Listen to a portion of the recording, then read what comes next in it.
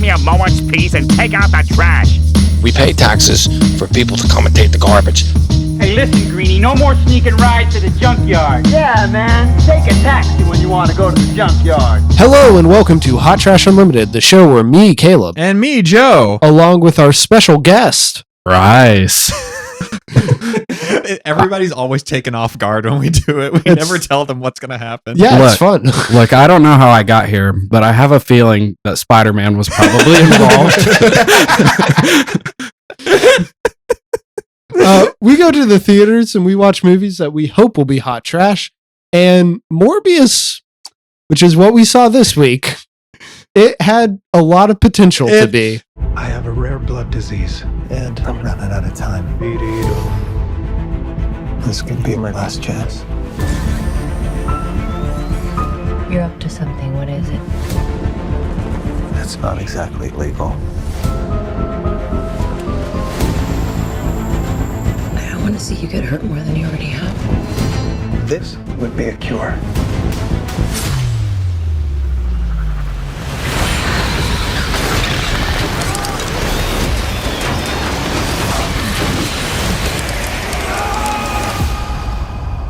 Got tired of doing the whole good guy thing.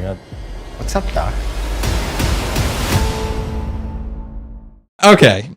So, hi, Bryce. How are you doing? I could be better if I didn't see this movie. Before we go on our opening tangents, Caleb wanted to let you know that he's sorry for making you see this. Oh, that's not even okay. I took a friend with me to see it. Oh no! We get in the parking lot of the movie theater, and we get to talking about movies, and I was like, yeah, and and the Batman, and he's like, oh, I haven't seen that yet. And I was like, oh, we're gonna go in and watch Morbius, and you haven't seen the Batman yet.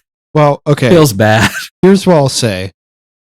Sure, the Batman may be a better movie, but does it have Robert Pattinson throwing bats at the bad guy to win the day?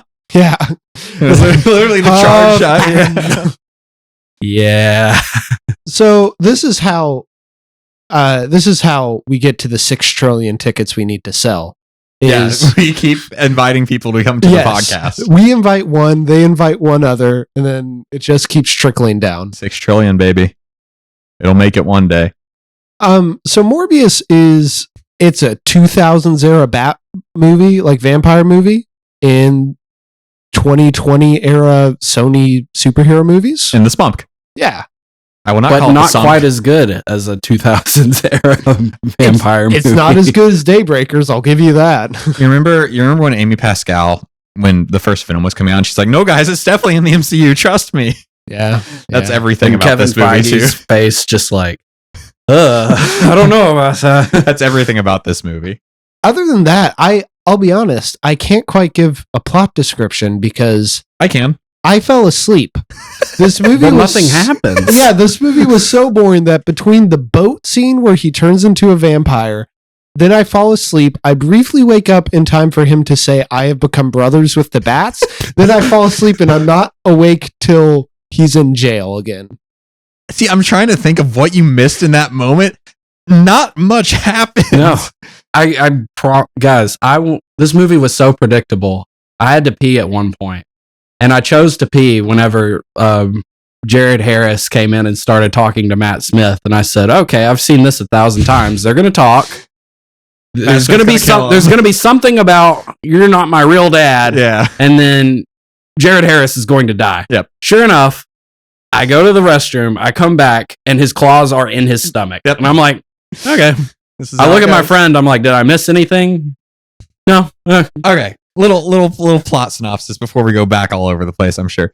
Jared Leto is a doctor with, is it a blood disease? Is it a leg disease? Because he's on crutches. He's missing part of his DNA. Ah, of course. Which... Okay. I don't know how you would live without part of your DNA. I'm missing the mitochondria, the powerhouse of the cell. There are many ways I could take that further, but I won't. Okay, won't do it. Before I go any further, does anybody in this room know anything about Morbius, like the comic book character? He's a vampire. Yep, the living vampire. Ish. I saw the 90s Spider-Man cartoon run. I have his first Morbius. appearance in comic form. I have never read it, but I have it. He was going to be in Blade, and then they cut him out. All right, cool. We're all on the same page.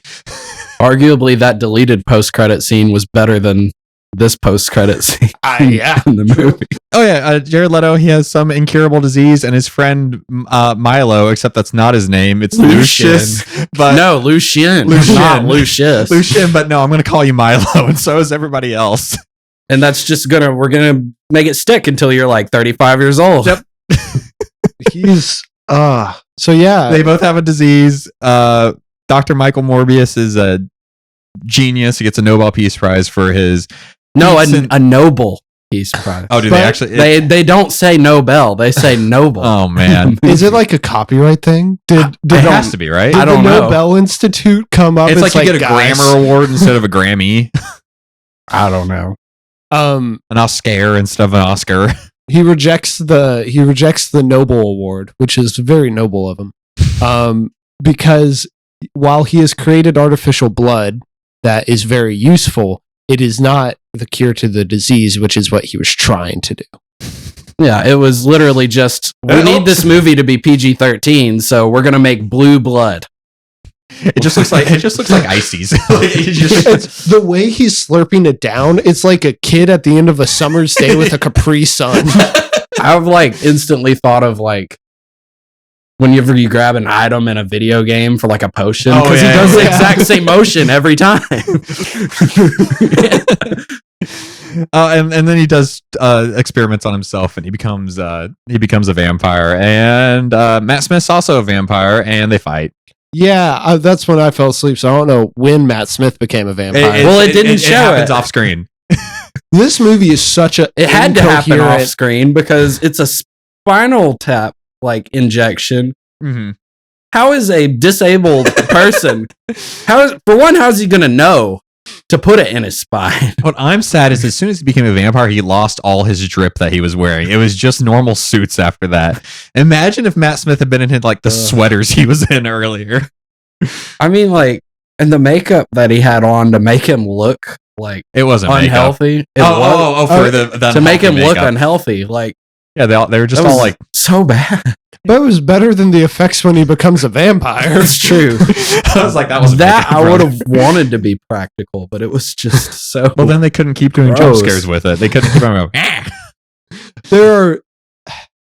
So he becomes a vampire off screen for some reason. Okay, so I think you missed him confronting Michael Morbius in he like locked himself in a room, like a glass chamber, and he's like thirsting for blood. And here comes Matt Smith limping, and he's like, "Wait, you're ripped now. You did it." He's like, "Yeah, but I'm a vampire now." He's like, "I don't care. I want to not be dead." that's actually what the disease is. It just stops them from getting good gains. and then he's like, Morbius is like, "Get out of here!" And Matt Smith's okay. And then next time you see him, he's in prison, and he's a vampire now. Well, like, also, Morbius is like, "Oh, I've been a vampire for like A day. half an hour. It's a curse. It's such a curse." I got flashbacks to watching Fantastic Four, or sorry, Fanforstic, because of the editing mess that and the reshoots. Like, yes. Now I'm not sure if that movie this- was supposed to be so much longer than it actually was. so was this one. This definitely was too. I'm not sure if this was reshoots, them desperately cutting stuff. Like, there's obviously reshoots to tie it in to the rest of Spunk, which we'll talk about. Yeah. But also, could it be that Daniel Espinosa is just a terrible filmmaker? Because every other, besides the editing, every other part of this movie is also pretty bad. You could probably find the editor because you know how to navigate IMDb better than I can. He's like an award-winning editor. I think the guy who edited this was trying to salvage whatever there was. Every like Sony Spider-Man property is like very poorly edited. Like This is one of Scorsese's editors. Yeah, feels bad. We'll be talking about him in a couple weeks when we talk about Ambulance too. He edited that as well. Oh no. This guy looks like a gun for hire type person. He probably wanted to build a new patio or something. He directed G.I. Jane or edited G.I. Jane. How timely. Appropriate. I bet he just rolled over on his back every time Espinosa had some feedback. He's like, I get paid no matter how this movie does. Oh man. It starts out with like what you think is the origin story, then it flashes back to present day, and then it flashes forward like 10 years. And there's it starts out and it's already an incoherent mess. And there's this really fun part at the beginning where when it first flashes back to them as kids, it has like a James Bond style like circle transition. Oh yeah. And I thought that was absent from the rest of the movie. I thought this editing was going to have a certain amount of Quirk. quirk to it. No quirk at all. I laughed when I saw that circle transition. I was like, is this the movie we're getting into? Unfortunately, it wasn't, but it gave me hope. I think so. He gets to prison for some reason. Because they already suspect him. Because the boat that was on international waters drifted into. To be fair, he did kill like 7 guys. He did kill 7 guys, and he's a prime suspect. And then he attacks Tyrese and the really annoying cop. And then he was Hispanic, so I assume his name was Martinez because I don't expect any better from this movie. And then he runs to the rooftop. Tyrese is somehow able to follow him in record time. Because he's got those cybernetic enhancements that they never explain. I didn't notice them.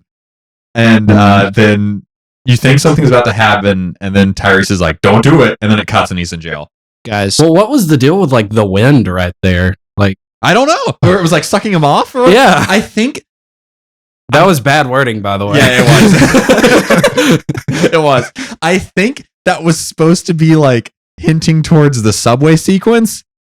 Oh, where he's where realizing he can fly. I think it's supposed to be like his instincts trying to tell him he can fly. That's another problem I have with this movie. Like, usually when you have like vampirism in movies, you either have like the scientific explanation or like the supernatural explanation. This movie wanted the best of both of those, and it couldn't decide. Yeah.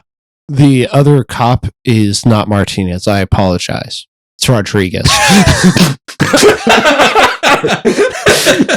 But bad time. Take a sip of my drink.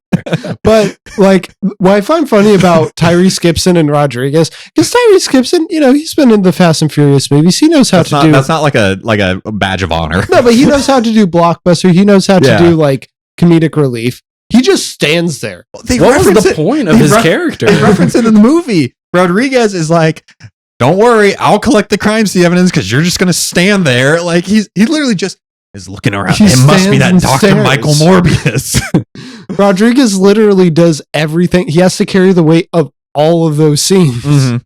Because Tyrese is just standing there doing nothing. But you know who really carries the weight of this movie? Morbius's blood, artificial blood, also saved Tyrese's arm. That's another thing. Important. Yeah. Important details. Wow, cool. Couldn't care less. World building. But you know who really carries this movie? Matt Smith. So Matt Smith turns into a vampire. Morbius finds this out, so he breaks out of the prison so they can hunt him down.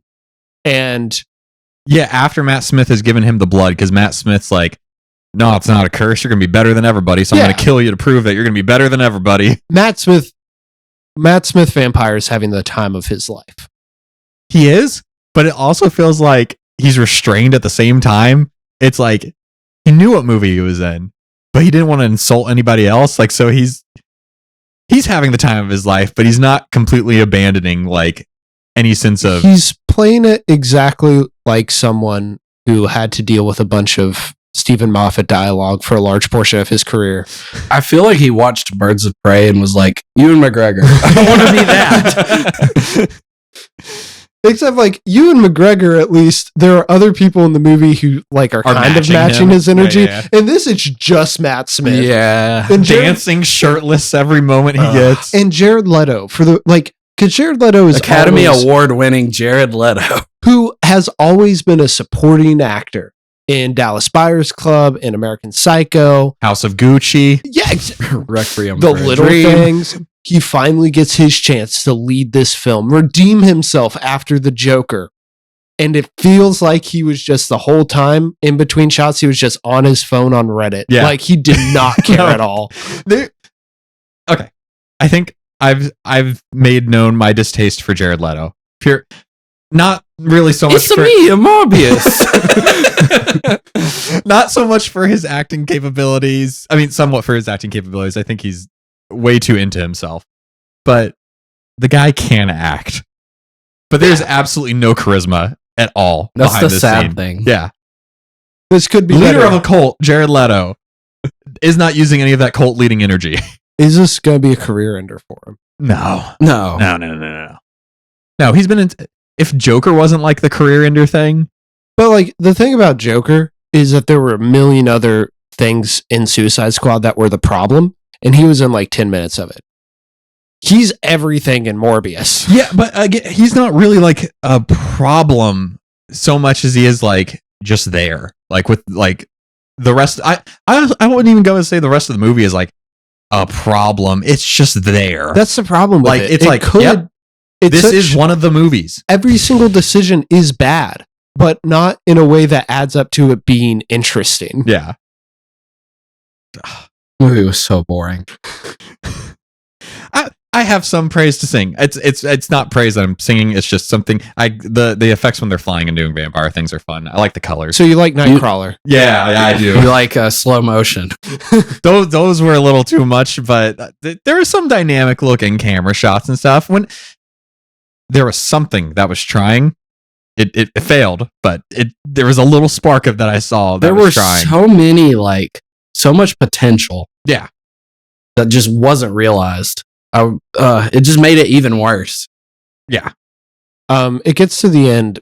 Matt Smith realizes that Jared Leto is not going to join them on his hedonistic outings, and so he kills Jared Leto's girlfriend, Martine. Well, first off, Martine and Morbius kiss, and then it cuts to Where Jared did that Leto. chemistry come from? I was like, oh, they're involved? Nowhere. Oh, I mean, this relationship Jared was Leto so across sad. the way. And then it cuts to Jared Leto. It's Matt Smith. It's Matt Smith. Yeah. It cuts to Matt Smith just grumpily looking across. Michael at Myersing it over there, just staring. And I can't tell if he's mad that she's kissing him or he's kissing her. No, he's mad that he's because at the beginning of the movie they're like, "Don't fall in love. That's an incurable disease because I'm in love with you." Yeah, like it's one of those. It's deeply homophobic. It was at the very beginning of the movie. I don't even remember. The whole time it looks like Matt Smith wants to kiss Jared Leto. Yeah. Which, why? Matt Maybe he's Smith got a doesn't thing- have eyebrows. Jared Leto does. Like Maybe he's got a thing for rock stars. Matt Smith the doctor's also been to Mars. It takes Jared Leto 30 seconds. Matt Smith also. I don't know how old he is, but he looks way older in this movie. Than he I did in guess, Last Night I in guess it Soho. is that makeup you were bringing up, Bryce. Yeah. But like, It was bad. he looks so old. Which is weird because this movie was filmed 3 years ago. Yeah. That's right. Last Night in Soho was filmed way after this. But so it gets to the end. He kills his girlfriend. The girlfriend drinks some of Morbius's blood, so she turns into a vampire. But that doesn't matter. And Directly never stolen will. from Venom 2. True, except we didn't get anything quite as sexy as She-Venom. That's true. Next movie. They're making us wait for Morbius. Let There Be Carnage. We'll be waiting a long time. But so then they have a fight in the subway, and it sucks. It's one of the worst superhero fights I've seen in I a thought long it was time. going to be cool because they started doing the vampire effects that I like. Like, say what you will, Nightcrawler effects. Give me the sparkles. I like them. But then it's over, and then Jared Leto does a back Kamehameha, and it's over. In a matter of seconds. Well, also, they establish in the movie, he's like, oh, these bats, they're my brothers because I'm a vampire now. But they're not. Matt Smith is also a vampire. Why did they eat him? Well, listen, Okay. it's a big family. They don't like everyone. Jared Leto also gets uncontrollable bloodlust whenever he's around Martine. She pricks her finger, does something else with it. When he goes to see Jared Harris is like bleeding a lot. And he's Oh like, my God. I'm fine. I can control it here. Yeah, that's because it's old man blood. But Matt Smith is fine. Like, It's it's contrivances. it's like nothing matters. None of the violence has any impact. None of the character relationships feel real. It's like this This movie could have been PG, honestly. It was probably like PG-13 for like frightfulness or whatever. The filmmaking is incoherent. The stakes are inconsequential. And I think, like, this was never going to be good. So I don't care at the end of the day. But I do like vampire movies. So if anyone in this room was going to be won over by it, it probably would have been me. Because, like, I do like Daybreakers. I like bad vampire movies. So do we talk about the reshoots now? Oh, my word. He takes over this, like, counterfeiters lab. And it's this whole big plot point. And, like, they're in the lab. And then it just cuts to the next scene. And they're in the old lab. Gosh, it's so mindless. So I think everybody who knows anything about this movie, the only reason this movie had discussion was because in the trailers they were referencing like every Spider-Man thing, and it's now the thing of what multiverse. Like the multiverse is like this common thing everybody knows about. What Spider-Man universe is this taken? And Michael Keaton showing up in the trailer, go, "What's up, Doc?" And they have the "I'm Venom." Just kidding, it's me, Dr. Michael Morbius. And none of that is in this movie. This movie was a Sony marketing scam. Okay.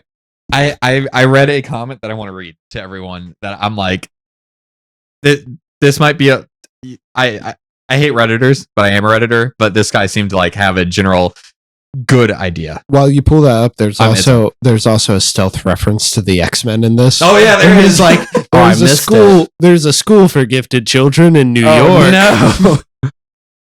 Okay. So do we say what happened, or do I read through this and be like, here's all the Okay. Go for it. Here's what I think happened to the Morbius movie. This is Muriel Horseflesh on Reddit. Props to Muriel. The next Sony anti-hero. I haven't seen Morbius, but it's open knowledge that all mention of Holland's MCU Spider-Man and that all mention of Maguire and Garfield Spider-Man universe have been removed, and I've read what the end credits scenes entail. I think Sony banked hard on having one of these three actors locked in as the Sony Spider-Man by a certain point. They genuinely had no clue which of the three would eventually be signing on as their Spider-Man for the Sony cinematic. What is SSU? It's the new thing. Sony Spider-Man universe? Is that what it is? They like is so much better. They changed Spump. And they filmed all manner of references to all three of them to drop throughout the movie as a contingency for any outcome. I think they're most likely going to run with the plan that Morbius takes place in either Garfield's TASM universe, the one they probably most wanted to use, or an offshoot of the MCU with Holland playing Spider-Man in both franchises, and the Maguire references were a just-in-case scenario. All they knew is that at some point one of these three will be Spider-Man for them, so they film Morbius in a way that can be edited so any one of them can be revealed as Spider-Man at the end of the movie. They got to tease the audience with hints to all three universes in the trailer, which is really the only reason we've been talking about Morbius this entire time, and the only buzz surrounding it. And once they finalized and locked in either Garfield, Holland, or Maguire, they could simply cut the references to the other two Spider-Men from the final cut and use a quick scene at the end, real or CGI, to introduce Spider-Man. That revealed Venom didn't get back to his own universe. He ended up in the Spider-Man universe too. Neat little package. Sony taking Vulture back needed to happen because he belongs to Sony, but he was supposed to break Morbius out of prison during the movie, not by the end credits appearance, which I think is something that was going to happen. That would make a lot more sense. That would make way more sense. Yeah. It's unlikely he'd be in the movie and then again be used in an end credit sequence too, so obviously something else is supposed to be the end credit sequences. Probably Spider-Man and Venom reveals.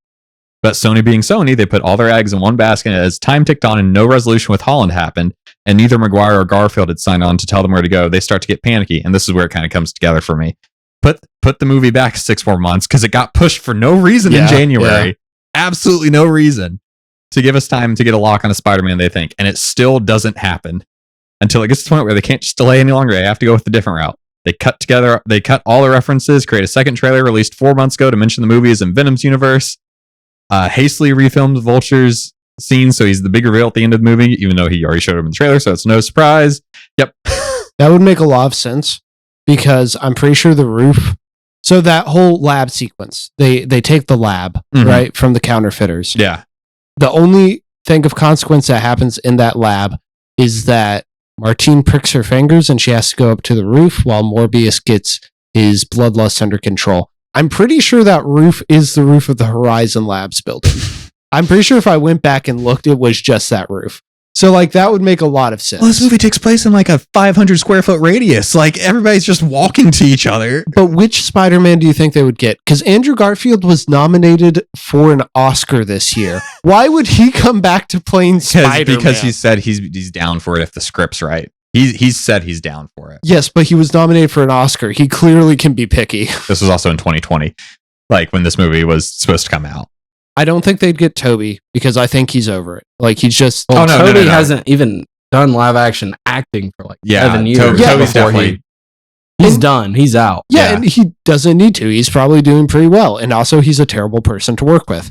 And then Tom Holland, at the top of his game, like being Spider-Man and then like starring in Uncharted any and stuff. film he wants to be in. Yeah, why would he want to wait? Why would he want to put all of his eggs in the Spider-Man basket? Sony's trying to see what they can do with his contract. Like he's their property, but he signed a Marvel contract. There's just so much gray area. Yeah, but I don't think he'd want to do 2 Spider-Man. Oh no, universes. definitely not. But they're trying anything they can. Man, Hence why Vulture is in this movie, because Michael Keaton just sure I'll take $1,000. It's definitely more than $1,000, but Well, yeah. yeah. it's a shame. As a defender of the Fox X-Men movies, it's a shame that they were the ones who got bought out when they were still trying to do interesting stuff with their characters. And Sony, who has been floundering since Amazing Spider-Man 2. Hey. Spider-Verse happened. Spider-Verse cool. was great. Sony Animations is basically a different company. They still would be able to do that. Marvel Animations is not nearly Okay, is it worth it though? Is it worth it for y'all to get Spider-Verse out of this? Yeah. Yes. Okay. Yes. Of course. Yeah. Spider-Verse Spider-Verse really is good. the best Spider-Man movie, in my opinion. Yeah, you're right. It is really good. Miles Morales is arguably a better character than Peter Parker. This version of Miles, I will take that with a contingency. Okay, but I will say their version of Peter B. Parker, is the best Peter Parker. Oh yes. Oh, yes, by that too, far. that too. Yeah. And of course, it's got my girl Spider-Gwen. So You're all over it. So yeah, the end credits scene, Vulture shows up in the MC or in the spunk due to the No Way Home multiverse madness. So many problems with Doctor Strange's magic. So because I guess Liz loses her father and he's in prison. He's like, well, hope the food's better here. Completely unfazed by it. And because he has committed no crimes in this universe, you're free, which, I mean, he's not really a threat. He doesn't have any of his gear. Or does he? Dr. Michael Morbius is driving in the desert for some reason in a terribly terrible- shot. it looks like a car commercial. He goes to the middle Was of the Brie desert, Larson in the passenger seat? driving his car, comes up. Dr. Michael Morbius, who has not abandoned his morals the entire movie of I will be a good guy, I will not kill people, comes up. Vulture's flying in with all his MCU gear for some reason. I'm glad you answered my call, Dr. Michael Morbius. I think we could do... I don't know how I got here, but I think it's because of Spider-Man. All the crap that happened in the MCU. Well, it was because of Spider-Man, but Thanos existed in the MCU, and you automatically think, oh, it's that kid. I can't remember his name, but it's probably him. I think we could do something good together. Michael Morbius. Intriguing. Cut. Another paycheck for me, Jared Leto? Sure. Well, It's we the look- completely... intriguing. Now that I think about it, we completely didn't even talk about the end of the movie. It just ends. He throws bats at Matt Smith. But like, how crazy was the pacing in this movie where it just ends and nothing... I think we have the perfect example of how crazy the pacing was in this movie. Caleb. I fell asleep and No. I'm talking about the guy 5 seats down from you. Oh, yeah. No, a guy across from us in the movie theater. First off, he gets in there and he is FaceTiming his buddy and showing him the movie, which props to that guy for not having to pay to see Morbius. and With his flash on, too. Any other movie I would complain, but this is Morbius. I'm not going to put in the effort. And then at the end, the movie ends and he goes, "What?" Then the post-credit scene. it's over. No, he dips immediately. And then he runs back in when the post-credit scene starts. And then he goes, it's crossover shit. Like he's never seen a movie before. Well, he seems very surprised that Morbius was a bad movie, so maybe he hasn't. I wasn't surprised, but as someone who is deeply a fan of these like cinematic universes and studio movies, I'm just... It's everything wrong with them. There hasn't been a good one in so long that I've like actually been like really impressed with. I'm finally to the point where I'm like, well, maybe I just shouldn't watch these anymore. You just have to be selective about it. Did you like Spider-Way No Man's Homes? It was all right. There's too many logic problems in that movie Yeah. for me to actually think that it was a great movie. The more I think about, the less charitable I am to it. Yeah. Because it's either it's hinging on nostalgia. yeah, or it's just copying off of Spider-Verse. Yeah. But what I will say is Marvel, we never get a movie like this.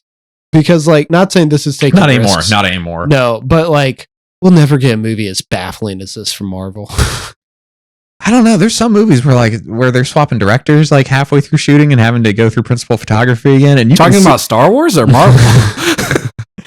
I mean, they had to do it with Ant-Man. Like, there's. Well, Edgar Wright did sign on to Ant-Man before the MCU got started. Yeah. So. Oh, okay. That was, like, when Iron Man was in production, Oh, too. really? I didn't know that much. I mean, there's still those like behind the scenes shenanigans where you're like, Oh, there's well, stuff going on. Well, and I think the thing is, Kevin Feige, say what you want about the man. I can't say much because I don't know anything about him other than he does Marvel movies. I think he's very good at his role as the whip, as the Yeah. person who brings everything together. Avi Arad, God bless him, he got that dedication in No Way Home, but I don't think he's that guy. You ain't that guy, man. I do think Michael Keaton and Tom Hardy would make a fun duo. Oh, too that- bad, You're not too bad wrong. Jared Leto would have to be there. No, as long as he's like doing that look at the end, intriguing. As long as he's doing that look the entire time, I can do that. That was far enough removed from the rest of shooting this movie where he was like, sure. They flew him off 30 seconds to Mars Island. Do you think Michael Keaton is getting this movie mixed up with Flashpoint? Where he's like, it's all superhero crap. Honestly, maybe. He doesn't have to be in these. He's doing all right with Dope Sick. It's like so. Ezra Miller, Jared Leto. They both have long hair. One's younger. What's the difference? What are the odds you think they take Ezra Miller out of The Flash after this shenanigans this past week? Completely reshoot the movie since they've already delayed it. Oh, I don't know. I mean, as someone who likes The Flash and doesn't like Ezra Miller as The Flash, I'd be fine with it. Yeah. Everyone's talking about, like, now that the Batman's out, like, trying to fit the DC universe into the Batman universe. Why? No, fit into the Shazam universe. The Shazam universe is perfect to, like, combine all these things together. Mhm. I'm not excited for Morbius too. Do you guys think we're gonna get it? Yeah, this movie's making money. I hope This- not. This movie's making money. I feel like Sony's plan, which has been Sony's plan for freaking 10 years, is to make a Sinister Six movie one way or the other. We're halfway there. Craven's coming. So we've got 3 people already. Then Four. Craven will be 4. Vulture. Yeah. That's I'm counting the 3 who we I'm have counting seen Venom. on screen. I'm counting Venom. The 3 we have seen on screen: Venom, Vulture, and Morbius. Oh, okay. And then we'll get Craven. Black Cat is still in development hell. Silver Sable, baby. They were supposed to be one movie at one time. Aunt May Super Spy. Like, honestly, that's why Dakota Johnson's Madam Web. Oh, In yeah. She's development. going to be Madam Web. And they just added Sydney Sweeney. could they throw in Swiss Miss from Spider-Man Turn Off the Dark? Honestly, I'd much rather see an Aunt May team up where it's Marissa Tomei, or I guess Marissa Tomei's corpse, Sally Rosemary Fields and Harris. Rosemary Harris, but they have to hurry on that because 2 corpse and Sally Fields. who acts like a corpse? Sorry, I don't like Sally Fields. I think we've gotten more out of this movie than the movie got out of itself. So, is this hot trash? No. It had every right to be, and it squandered it. There's one scene, a song's playing, Matt Smith is dancing around. Shirtless. It's edited like it was edited by a blind monkey. Hot trash moment of the night. Hot trash moment. Unfortunately, it never gets there again. Peak hot trash. Matt Smith dancing shirtless. Bryce, I am sorry, but you were probably going to see this anyway. So. I was. The best thing that happened is that I didn't have to take my wife to this movie. Well, thank you, regardless of having to watch this movie. Thank you for coming on our show. It It was a blast. Thank you. Do you have anything that you want to plug? Joe and I's various bands. Sure. There we why go. not? Counterfeit 615, Dust Before Dawn Band. Cool. There it is. I don't do much on the internet. That's fine. So, you probably are healthier. You are more sane for it. My Instagram's on private, so like don't follow me. Guys, if you could give this wonderful episode 5 stars on your podcasting platform of choice, whether that be Spotify or Apple Podcasts, you can reach out to us at hottrashunlimited@gmail.com, and you can tell us your thoughts on Morbius. I think the world is unified in that it's a bad movie. So, no. There are people out here that like this movie, Caleb. 6 trillion tickets. It has a 60% audience rating on Rotten Tomatoes. how? I don't know. It's either risen or fallen from an 80. I'm not sure which. Let's look at it. Let's look this up right now. Gosh. Well, if you want to correct us on our opinions, you can also reach out. Disengage. We put a lot of work into this. We're over 50 episodes in. Help us boost in the algorithm. Oh no. It's up to 69%. Yeah! Nice!